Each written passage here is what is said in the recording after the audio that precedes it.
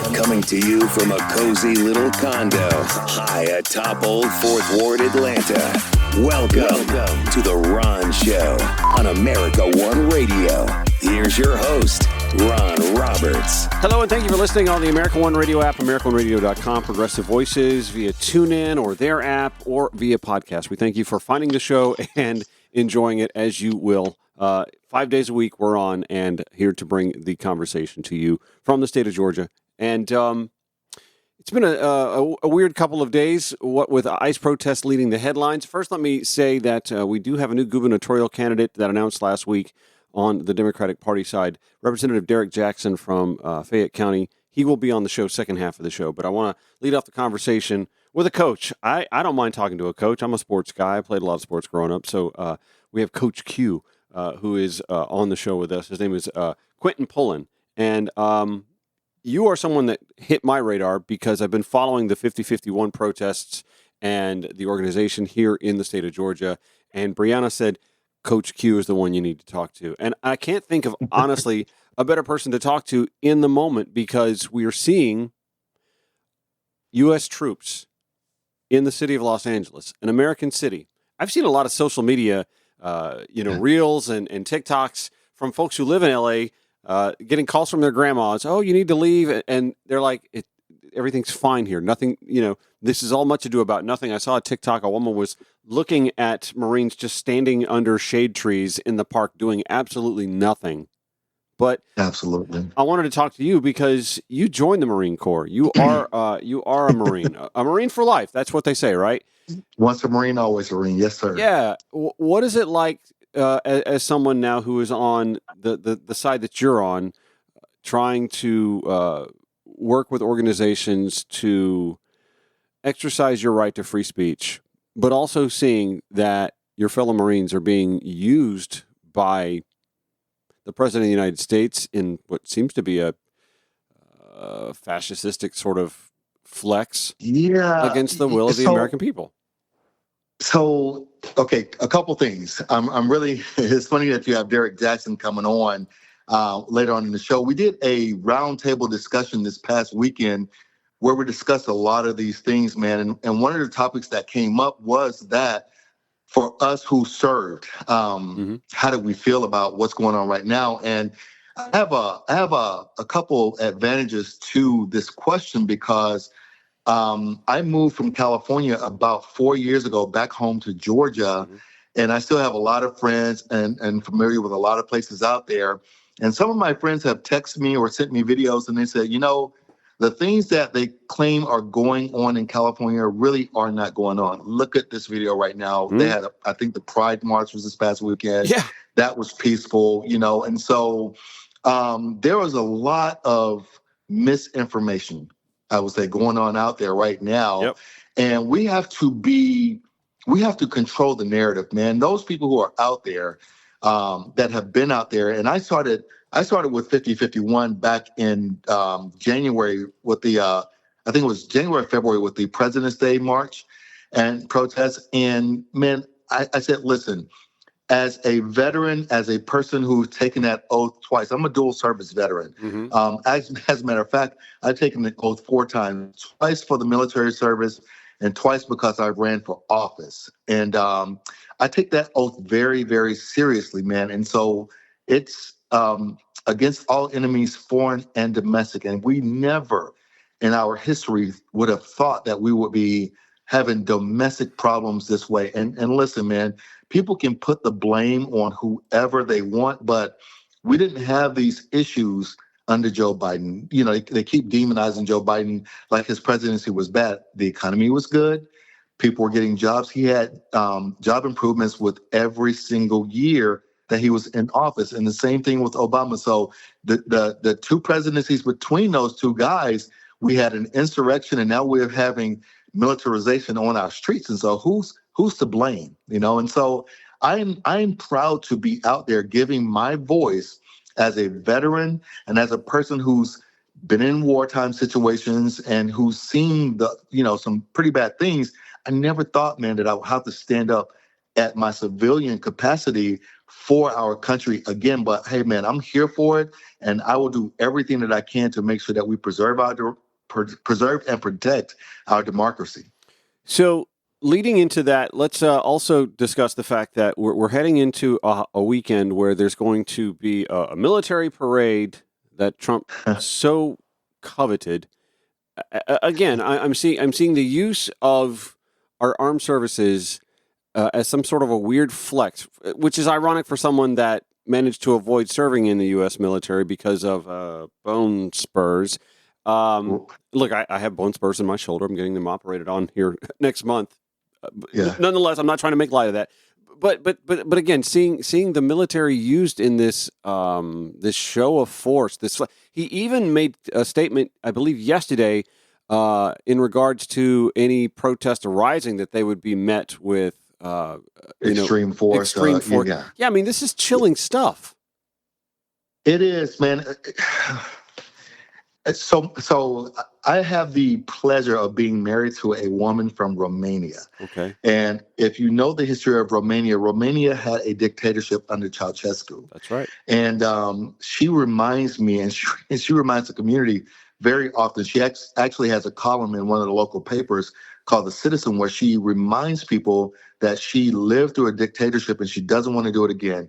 And she reminds people that the way that they were able to topple that regime, that dictatorship, was the people and the military that rose up and said, we're not going to do this to our own people. So, there is that hope that still arises. But what I think is that at this particular point in time, that Americans are surprised by this, and I said, if you're surprised, you haven't been paying attention. Right. Well, but they're surprised by the veracity of his attacks on us. Mm-hmm. And it's one of those things where, man, it's, a bully attacks people this way, and so hey, look, I'm a small business owner. I'm for lower taxes. I'm for all those kinds of things, but I'm also of the understanding that we're stronger together. And that's one of the things that when we're out protesting, man, there's a chant that says the people united will never be defeated, right? Mm-hmm. So when we come together and we understand that everything that's being passed in our Congress has to do with all of us, not just one of us. And so if you're on the other end, if you're a working class person thinking that lowering taxes for billionaires and millionaires is going to help you, it's not. So we have to understand that we're paying taxes so that we can make our lives better, not make it worse. And so that it's gotten worse in 6 months that this guy's been on. I mean, it's such a rapid a breakneck pace. It's unreal. Yes, sir. Yes, sir. It certainly is. It's interesting. You lived in California for 20 years, so you can speak better to the California flyover state coastal elite disconnect in ways that I think a lot of people couldn't. There was a great piece that I dropped yesterday, actually, in Politico. Mm-hmm. Jim Newton from the LA Times wrote an op-ed about why Donald Trump felt like he had to attack California. There has been this simmering, seething hatred that has developed over time between the Republican Party and California because the Republican Party lost California over the course of time. Republicans have gone from being stewards of the environment. Richard Nixon created the EPA. A lot of the environmental protections that California still desperately needs because they seem to face the brunt of climate change more than any other state in this country, it would seem.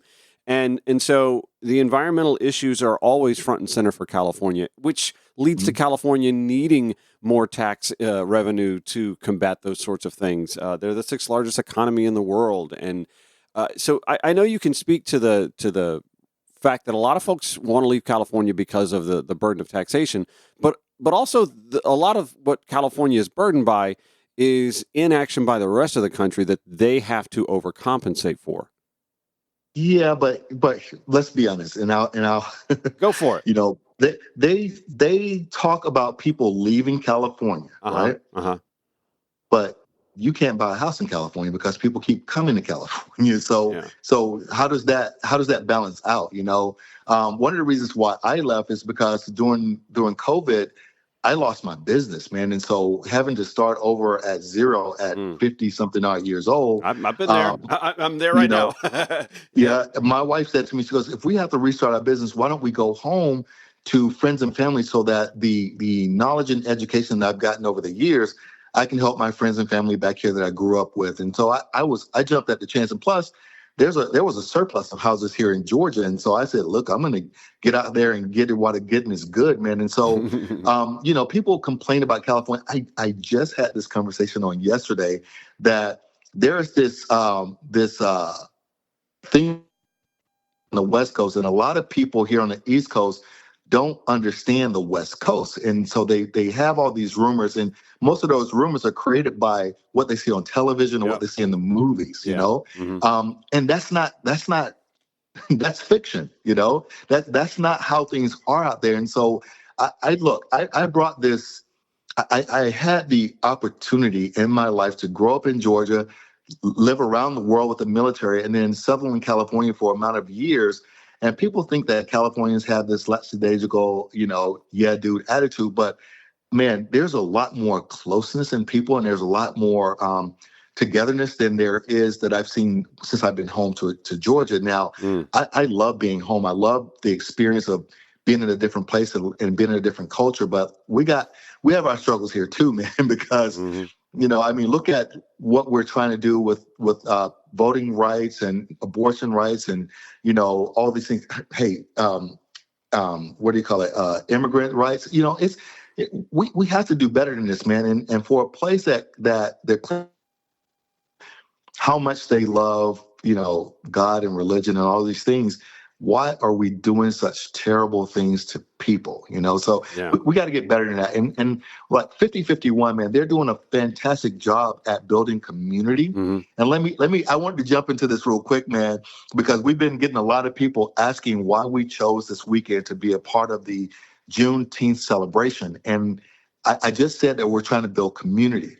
I've been out there in the protest since almost day one. And what we've noticed is that the majority of people out protesting have been white, And so it's every time I'm there, I get the question of, hey, where are all the black people? Well, we've been talked off of protesting, because of the dangers and the muscle memory of the 60s, the civil rights movement of the 60s. Sure. But the Juneteenth celebration, man, I talked to Bob, who's been doing this for, I think, 14 years. And he told me even they were affected by DEI this year. Yeah. And so that gave me even more of a fire to say, man, we need to be supportive of our community, everyone in our community. And so I can't wait to Hispanic Heritage Month and things like that, because we're trying to build this community, because we got to get to that 3.5% of the population in order for us to make change. And so that's what we're fighting for. That's why we're out building community.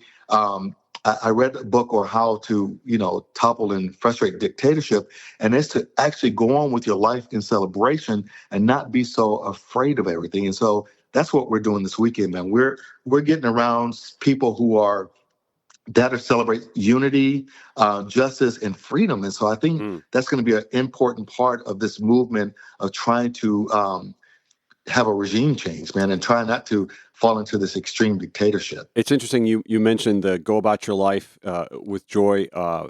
We've seen, I'm a gay man, so I've seen a lot of this pushback, particularly from the right, with Pride Month coming up or occurring this month, and it's a Veterans Month, and you have to tell them, well, actually, Military Appreciation Month was last May, and you, as an American patriot, would have known that if you'd been paying attention. But nonetheless, there is a lot of that happening. I do want to talk about the events that are going on this weekend. I'm going to take a quick break and come back. We're with Coach Q, Quentin Pullen from Fayetteville, Georgia, who has run for office himself, and now he's out there on the front lines protesting with the 5051 organization. We'll get back with him in just a sec. You can follow The Ron Show on your preferred social media platforms at Ron Show ATL, Facebook, Twitter X, Instagram, Blue Sky, Threads. I think I've covered it all. Oh, Substack. I keep forgetting to check Substack. Anyway, Coach Quentin Pullen joins us. And Coach Q, 5051 events this weekend. There is the event going on at the King Center. Let's start with that, the People's Parade.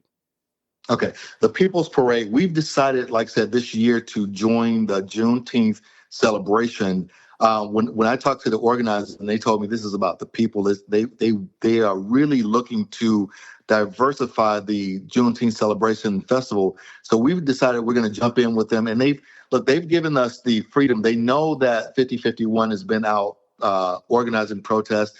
They've given us the freedom to actually protest during the Juneteenth. And so we're going to have a float. We're going to have people behind our float doing the chants and protesting, carrying signs and whatnot. And what we're also going to do is invite anybody that's going to Liberty Square this weekend for the No Kings Fest protest. I think that's from 10 to 12. Mm-hmm. We're inviting anyone that's going to be a part of that to come on over and fall in line with the Juneteenth parade. You may not be behind our float, but what they've given us permission to do is have those people walk along with the parade and culminate park. So we have to show a force, man, and community. And so we're inviting all those people to come along. I can say that I think we were talking a little bit earlier about this is Pride Month.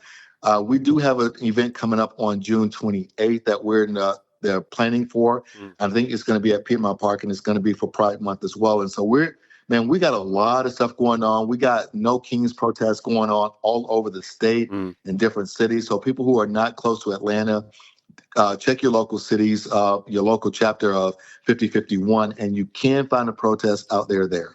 I will say, I noticed I saw in today's Atlanta Journal-Constitution that 6 folks were arrested last night at a big immigrant protest on Buford Highway in Brookhaven. What a spectacle this has all become. It reminds me of I'm sure you've remember the story as the kid, the frogs in the pot. You know, we're all frogs in this pot, and we're feeling the water just getting warmer and warmer and warmer. And we've been agitated at each other. Are we smart enough to realize that we're all in that pot together and need to leap out and go after those that have turned the water up? Yeah, so I have a meeting later on today about this because we did have some people there, and we did have a couple marshals that were trying to help that basically got pushed away. And so, listen, with the Black Lives Matter protests in every city that they had outside agitators that were coming in, trying to wreak havoc and cause this kind of chaos. So we have to be aware as protesters and people out there trying to build this movement that there are going to be those people out there. We're training people to basically sit down and not participate in things like that. And if they see people throwing stuff, try to deter them or de-escalate them from this kind of stuff because it's not helpful. Yeah. So I saw what happened last night. We have a meeting about that today. We are training our marshals and medics to de-escalate. And if they see anything like this, and the people who are volunteers for our parades or our protests and all those things, we offer free training for them to come and take these de-escalation classes so that we don't end up with city riots and things like that. We don't want that. That's not what this movement is about. It's a peaceful protest, and we're in America. So if you would like to stay in America and be in America, carry an American flag during these protests so that the optics, we control the narrative of people being attacked. And so, people are far less likely to attack Americans when they see us out there carrying our flag versus some other country's flag or, some other message. So we want to control the narrative and make sure that we're doing this peaceful and growing the community, like we said. That's interesting that you mentioned the American flag bearing. I think that's an important, not just tactic, but also a visual message as well. That we've seen a lot of the Mexican flags at the California protests and some along Buford Highway as well. I think that's an important point to make. That it's going to be awful hard visually to show the world you have police and state patrol and National Guard, if it comes to that here in Georgia, like it has in California, attacking folks who are carrying the American flag in protest. Shame on those who would do that. And so I don't think people have really thought that through, how much we as American citizens are under attack. You got people being pulled out of their cars who have real IDs, who have gone through the process of citizenship, and just because their skin is brown, or they've been targeted. And so, this is the racial profiling that went on in New York, and this is a nationwide version of racial profiling. So, we have to be supportive of each other. And man, seriously, we got to combat this racism stuff, man, because honestly, that's pretty much why this guy's back in office, because people are a lot more concerned about their racism than their money. And so we need to come together as a community and as a country to fight this, man. And we have no other choice. All right, so let's again review the events that are going on this weekend and 5051's participation with those. So No Kings is a separate. Yep. It's a separate event from 10 to 12. It's Right. a protest event at Liberty Square in downtown. They end about 12 p.m. The Juneteenth Atlanta parade starts at 12 and marches from the King Center down to Piedmont Park. Once they get to Piedmont Park, then all throughout the afternoon, all day long, there'll be musical acts, there'll be entertainment things, there'll be vendors, it's a really fun event. They get a lot of people out there in Piedmont Park. And so this is actually my first year since moving back to Atlanta, participating in the Atlanta Juneteenth Festival, and I'm looking forward to it, man. I think it's going to be a great opportunity to, like I said, build community and bring us together. All right, we'll see how that all plays out. Coach Q, Yes, Quentin Pullum, thank you so much for joining the Ron Show today and for representing 5051. Thank you, sir. I appreciate you having me. All right, Representative Derek Jackson has announced he's running for the Democratic nomination to be governor in the state of Georgia. We have that conversation with him next. On the Ron Show, America One Radio, Progressive Voices via TuneIn. This is the Ron Show on America One Radio. So aside from Senator Jason Estevez, former Atlanta Mayor Keisha Lance Bottom, and Olu Brown, who have announced their candidacy for the Democratic nomination to be governor of the state of Georgia, we now have a fourth entry in that race. Here is State Representative Derek Jackson's introductory video into the race. Georgia. In America, where I am what many may call dark days. This is not a game. We are in a crisis that has many in communities across this state and in the nation feeling uncomfortable and, quite honestly, scared and unsure of what tomorrow will bring. In this moment, we need someone that's ready and willing to pull us out of darkness and step into the light of our greatest potential. It is not enough for us to fight against the powers that be, but we also need to fight for something. I desire to fight for you and your family as I announce my candidacy to become governor of Georgia. As governor, I will be that champion. I want to ensure your rights are protected. Civil rights, reproductive rights, human rights, women's rights, LGBTQ rights. I want to protect you from being abducted in our streets. I understand that climate and the environment is important. You deserve clean air to breathe and fresh water to drink. A governor that believes all Georgians deserve good paying jobs, safe homes, and access to affordable health care. But a governor also that believes that giving birth to children in this state should not be a death sentence. Who do we have that is going to lead us to brighter days? A husband, father, business executive, entrepreneur, military veteran. We need someone to restore hope. We need a governor on day one who is ready to battle against the Trump policies, the Republican agenda, and protect the citizens in this state. Every day I will wake up with your family on my mind. I am ready to be a champion for you. Elect me, Derek Jackson, for governor. Joining me to discuss his gubernatorial run is Representative Derek Jackson. Representative, thanks for joining me. I appreciate your time. Great. It's great to be with you, Ron. Appreciate it. All right. So I know you already know that you face long odds. You've made a statewide run before for lieutenant governor, having finished sixth before that. We have before you three announced candidates: Olu Brown, who nobody has given much ink to, bless him for that.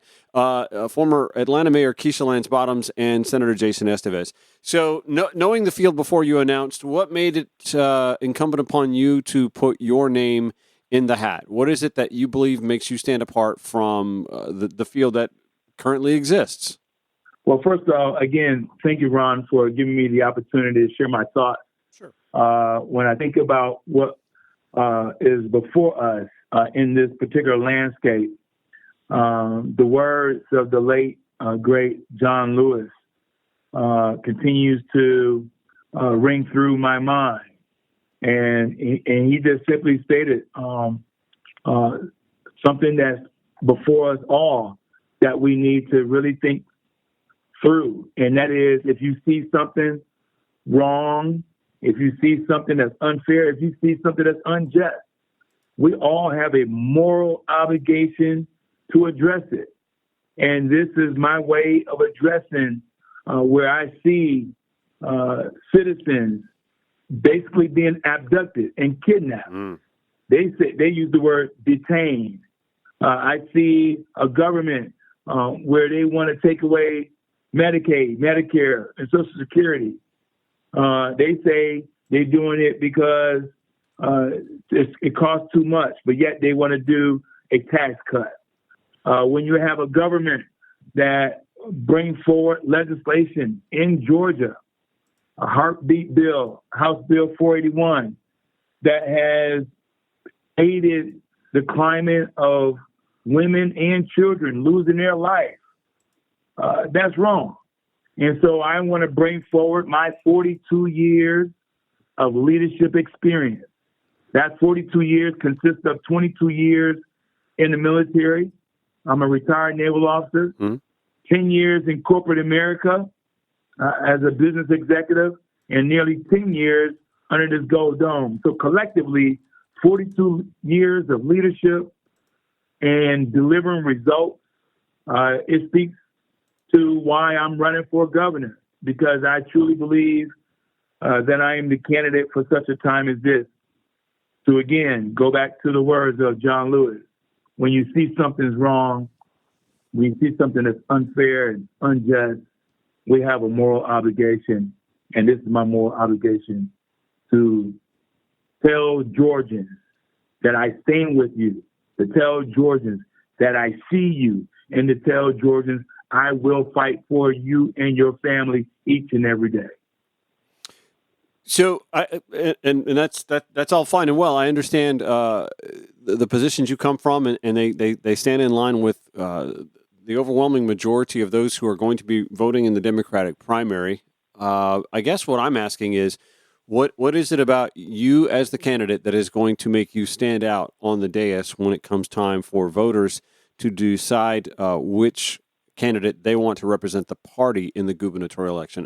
From what I see, your military career is what stands out amongst the rest of the field so far. So tell me, if you will, sir, what is it from your military background you think really helped shape you as a political figure, as a political leader for the folks you represent in your district and hope to represent in the state of Georgia? Yeah, so my leadership starts with the military. You're exactly right, Ron. And I would tell you that when you think about a military leader, because a lot of folks, they would try to put a military officer such as myself in so many different kind of profiles. You know, can he be progressive? Is he too moderate? And all of these other titles that they tend to label us. But what they should take away is that as one who understands pressure, as a leader, I know how to cope with pressure. I know how to deal with stressful situations. I know how to make tough calls. I also know that as a leader, I cannot quit, because families do not have the option of quitting. Families do not have the option of waiting for an elected official to only surface when every 4 years when their name is on a ballot. And so one of the things that I learned as an officer during those 22 years that other candidates, both Democratic and Republican, that they do not have is know how to show up, how to be responsible, how to be accountable. We tend to use words as bumper stickers, but they will know that when I raise my right hand as a military officer, I take the oath seriously. Because for me, Ron, the oath doesn't have an expiration date. So let me ask you a personal question here. Your wife is obviously involved in politics as well, Ms. Camilla. Is this a 2-for-1 deal? Like, if we elect Derek, do we get a first lady in the governor's office who's going to be more than just a figurehead? Yeah, I think, and that's an excellent question. because when you do get a governor, by default, you do get a first lady, right? And if it was a man, it'd be a first gentleman. But my point is, it is always going to be a 2-for-1. And I think that's what sets me apart as well, because this first lady will be the first time you get a first lady in Georgia that have served, that know what it means to serve. And I'm not discounting previous first ladies, but my wife has been elected, and there's something to be said about that. My wife understands the impact of legislation. My wife clearly understands the importance around meeting families where they are because she served. My wife served District 153 down in Albany, Georgia, and she did that successfully for 2 terms. And so this is not common to get a first lady who also understands the oath and understand the gravity of words and passion. And so, yes, this will be basically a 2-for-1 because no other candidates on the Democratic side or the Republican side have had a spouse who have served under the Gold Dome. When running for governor, you're going to sort of be a bit of a figurehead for the state Democratic Party as well. Now, obviously, the state Democratic Party just elected its chair, Charlie Bailey. We just had him on the show Friday. I likened getting Democrats on the same page and getting behind one candidate or a cause akin to herding cats. If you are going to be the gubernatorial candidate that leads the state party's ballot in 2026, talk to me about how you're going to be able to bring all of the varying factions of the party together to have success in 2026. Ron, I'm going to be honest with you. That has been the Achilles heel of the Democratic Party.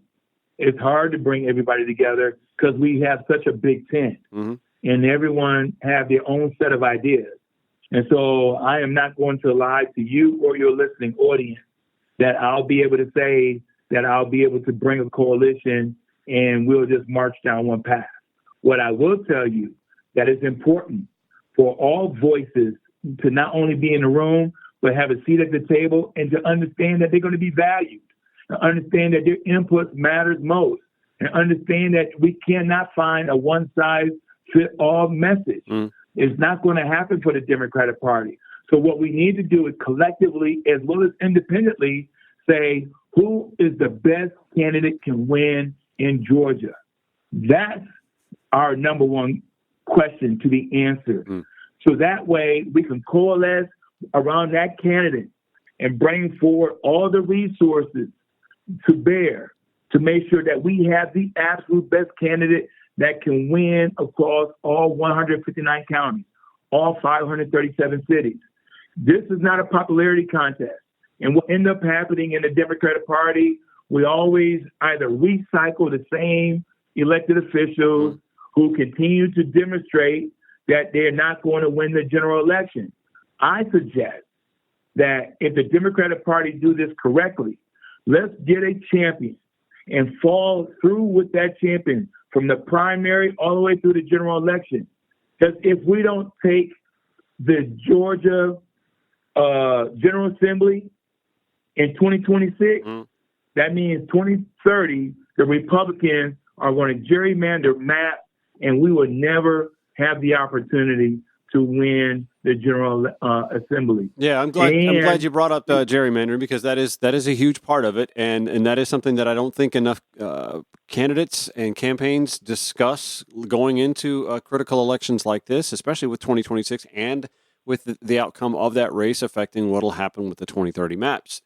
Something else that we discussed with Chair Bailey was being able to reach out to independent voters. And what is your tactic with independent voters and winning them over? Yeah, so I appreciate the question, Ron. And so my campaign manager and I, we have this rule, me especially being a military officer, that we don't share our strategy to the airwaves. But I will tell you, we So I appreciate the question, and I'm not. So you're saying you're dodging the question. You're not going to put this on a signal. But you're not going to put this on a signal chat then for everyone. What you're saying? There you go. And I'm still frustrated about that. But nonetheless, we do have a plan to win Georgia, and no other candidate had that plan. And the reason why, because they never served in the military. There's a reason why the military, if you did a survey, our approval process in terms of, our perception, the approval process is north of 85%. We can go in South Georgia, Ron, and win as soon as they hear that I'm a retired military officer. I see. Without even talking about my platform. Keisha Lance Bottoms can't talk that way. Stacey Abrams can't talk that way. Burt Jones can't talk that way. Chris Carr can't talk that way. No other candidate on the Democratic or the Republican side is going to bring what we are bringing. And so me and my campaign manager, we do have a pathway. We do have a message. We do have the ability to win ruby red Georgia that no other candidates can do. And I'm not bragging. It's just what it is. My resume is what it is, Ron. And so I'm going to ask you and your listening audience the same question that I continue to ask the Democratic Party. Do we want to win Georgia? Because we often say, can you raise the money? Well, Stacey Abrams raised, someone said about $130 million. I know it was a big number. But she lost twice. And so it's not a matter of can Democrats raise the money. Stacey has demonstrated that we can. Can we win the general election? It's not about the primary. We got to get through the primary, and that's the reason why I asked everyone, all the major donors out there, I'm asking all the constituents out there who believe in progressive values, who believe in a Democratic Party, who wants to turn Georgia. And Georgia is not red. Georgia's a magenta, purple, fuchsia, blue, okay? Because we got two United States senators who are Democratic. One's a black man, that's my fraternity brother, and the other one's a Jew. That's a good friend, John Ossoff. And so we know, Ron, that we can win Georgia. We just got to put forward a candidate that the people of Georgia can say, I can trust this individual because he's a retired military officer. He understands the oath. He's going to do what he say. He's going to give it to us straight. He's not going to be a typical politician. I have 7 children, Ron. 7. I have a beautiful wife that you already mentioned. And our 7 children, 4 daughters and 3 sons, I'm going to look at them each and every day and tell them, every time I wake up, I'm thinking about our family and all the other families across Georgia. I'm thinking about everyone. I'm thinking about, doesn't matter if you're white or black, Republican, independent, libertarian, you're gay or straight, an urban, suburban, rural, those things, if you call Georgia a home, you're going to have a governor waking up each and every day thinking about how can I make your life better? And it's not a handout. Someone said, well, I heard that you're going to be state tax-free for nurses. You're going to be state tax-free for teachers. You're going to be state tax-free for military veterans. You're going to be state tax-free for those who are over the age of 65. Isn't that a handout? I said, no, that's not a handout. They earned it, Ron.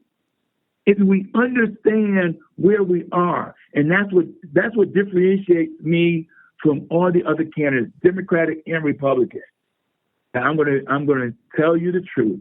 I understand the importance of quality of life because during my 22 years in the Navy, I witnessed what life and death means.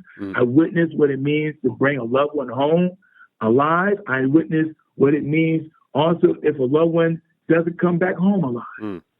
We got to be there for families. And if we do this right, in accordance with Maslow's hierarchy of needs, and it's not a philosophical thing, but Maslow, he was right.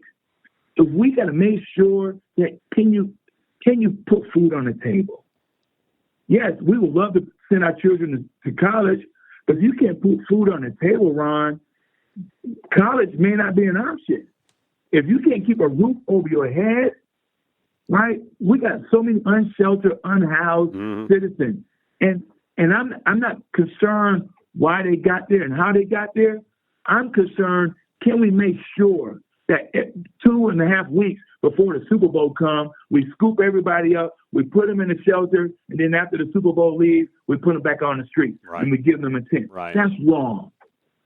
That's wrong. Right. You face long odds. I know you know this, and having been in the military, I'm sure you've been in that scenario before. And while you may not want to, lay out your cards or show your hand, I completely understand that. Americans do love an underdog, and they like an underdog story, and that is what you have. So for those that might be interested in learning more about your campaign and how to get involved, how can they do that? Well, again, thank you so much, Ron. Well, we're all things social. Derrick, that's Derrick Jackson. We're all things social, and I've been told that we had some technical difficulties with our website, but I've been told our website will be up, and so it'll be voteDerrickJackson.com or voteDerrickJackson.org. I'm not quite sure, but if you keep Googling and following, we're going to put it out there. How you can reach us, how you can volunteer, how you can donate to our campaign, because in the end, our goal is to be there for families, but this campaign will be fueled by the people. And when we get that people power fueling this campaign, we're going to make sure that that you can be able to volunteer and donate and stay in touch with our campaign throughout this election cycle. All right, good deal. I'll keep an eye on that website to come up and your socials as well, and we'll make sure we tag them in the show notes at ronshowatl.com. State Representative Derrick Jackson from Tyrone, Georgia, Fayette County. We appreciate you making some time to join the Ron Show today. Thank you so much, Ron. Full transparency, Senator Estevez, Keisha Lance Bottoms campaigns have all been, Olu Brown actually, when he launched as well, they've all been reached out by the Ron Show, so we'll hope to have them on soon. All right, final couple minutes. Today's Ron Show. I want to thank Coach Q, Quentin Pullen, and Representative Derrick Jackson for joining the show. More protests are actually happening, like on the weekly, at the Centers for Disease Control. As a matter of fact, Amber Roldan with Georgia Recorder wrote that every Tuesday afternoon since mid-February, the busy intersection outside the Centers for Disease Control and Prevention become loud and crowded as allies show their support for the center and its remaining employees. Cannot forget that these are still occurring every Tuesday. As a matter of fact, she wrote further down in the article, Tuesday's rally came only a day after Health Secretary Robert F. Kennedy Jr. removed each existing member of the Advisory Committee on Immunization Practices. I mean, what could go wrong? It's almost as if, let's flash back a few years back, what are we talking, like 7-8 years, when the Pandemic Response Unit was dismantled. What could go wrong?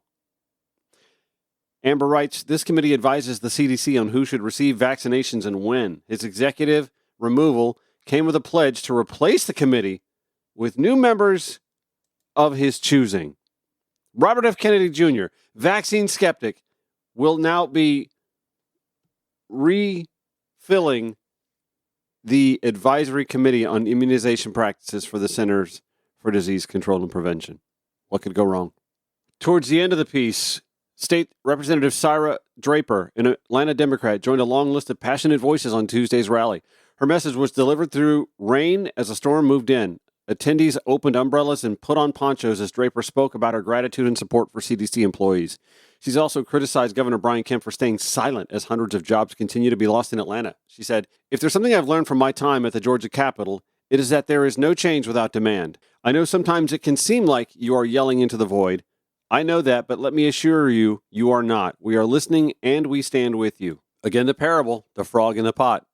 We're all just frogs in the pot, and the water keeps getting warmer and warmer and warmer. I'll include that piece in the show notes at ronshowatl.com, as well as a rundown of the events going on this weekend between Juneteenth celebration, the No King's Day March. And thank you so much for listening. This show airs 9 a.m., 5 p.m. weekdays on America One Radio, 11 p.m. Progressive Voices via TuneIn and via podcast. Show notes, as always, at ronshowatl.com. Take care. We'll see you tomorrow.